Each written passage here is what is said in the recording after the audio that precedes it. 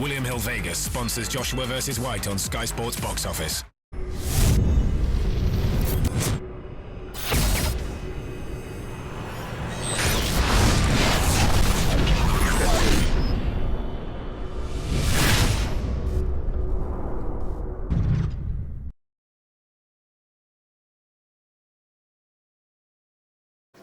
This is James Helder for IFL TV in association with Macca's Gym Up. With me, I've got trainer Shane McGUIGAN. We've just spoke a little bit about David Hay's return. He's now training David Hay as well as Carl Frampton, as well as quite a good other stable at the Cyclone Promotions, to be honest. I want to talk a little bit about Rigondeaux's performance in Las Vegas on the undercard of Miguel Cotto versus El Canelo Alvarez. First and foremost, did you watch the fight, Shane, and what were your thoughts on it, mate?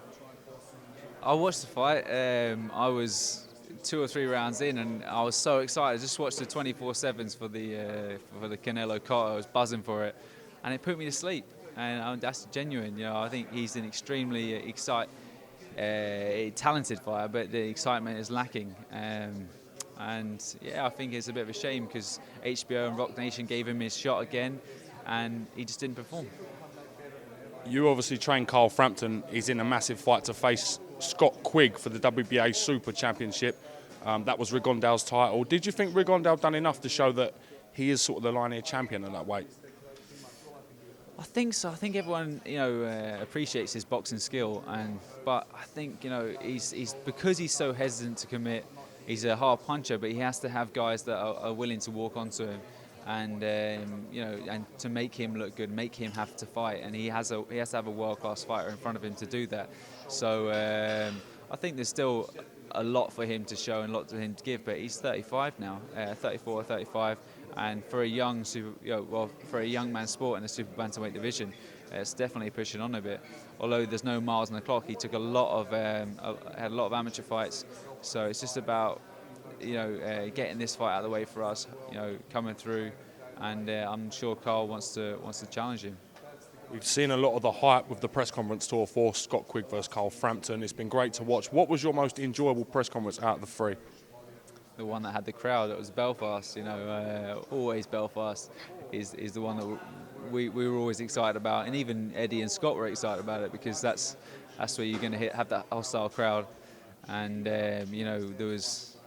we had a weigh-in the next day. There was more people from the weigh-in with Conrad Cummins and Alfredo Mile than there was for the Manchester press conference. So we've got huge fans back in Belfast, and that's the one we were always looking forward to. Press conference kind of reminded me when you get a whole big family together at a wedding, and it only takes one person to say one thing and it could just go mental, and it had sort of that backbiting edge to it, and it was quite enjoyable, and people were quite witty with it as well at times. It was great to watch. But what do you take away from that, if you like? There's nothing that Joe or myself or Eddie or Dad are going to say that's going to affect our training camps. He keeps trying to get on our head, Joe, but I really dislike the guy. He's an extremely disrespectful guy, and he always goes on about Dad being his childhood hero, but he never shows any respect and dignity. And I think we're going to really put it to him on the 27th of February, and there's only one winner, and that's Frampton. And I really want. We've been calling this fight for the last 4 years. It's only this last year that they've stepped up to the plate and wanted to take it, and it's making off the last performances. It's making everyone change their mind over the fight. Everyone had Frampton as the big favourite before that. He had a bad performance. Quigg had a great performance. So it's an exciting fight, but we know that there's only one winner. Do you personally dislike Joe Gallagher? 100% I dislike him. I think he's a good coach. I just think he goes about his business in the wrong way. And I think, he forgets. He used to call my dad, and I remember it because I used to come back from sparring, and he would call him and he'd spend 45 minutes, an hour on the phone asking Dad, picking his brains over everything. He forgets that he's going and getting all that information, and we know all this stuff, but then he goes out and constantly disrespectful about Dad. We know he's got a lot of admiration for Dad. Maybe not for me, but he will do after the fight.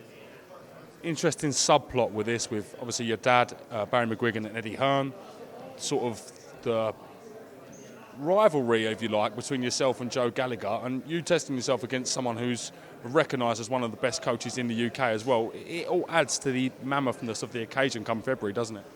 Yeah, I think there's a lot of good coaches in the UK. You got Dave Caldwell, you got Adam Booth, fantastic coaches.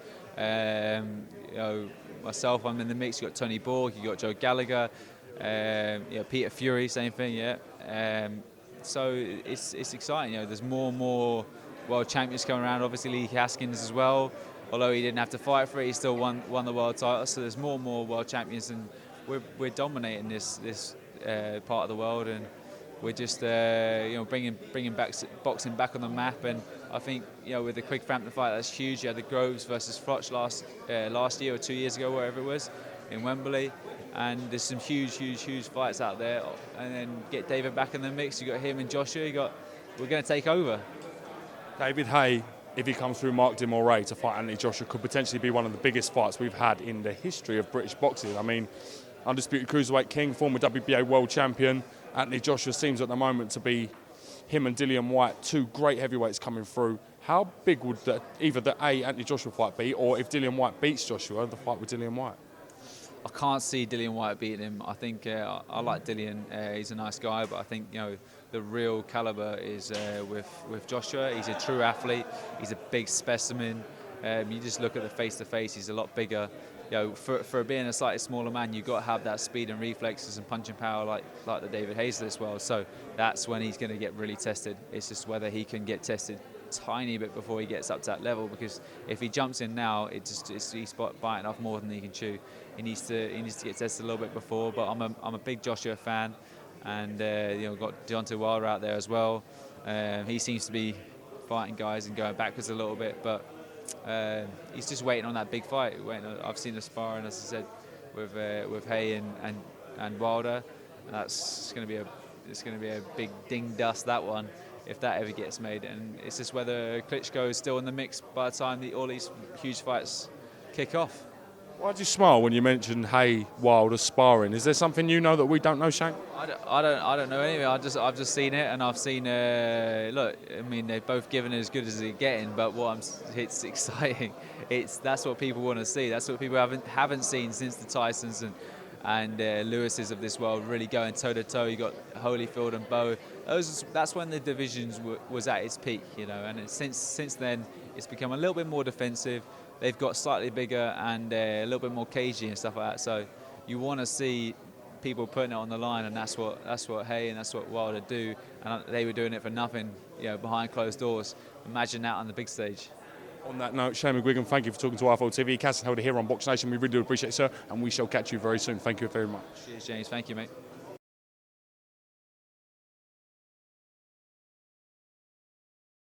William Hill Vegas sponsors Joshua vs. White on Sky Sports Box Office.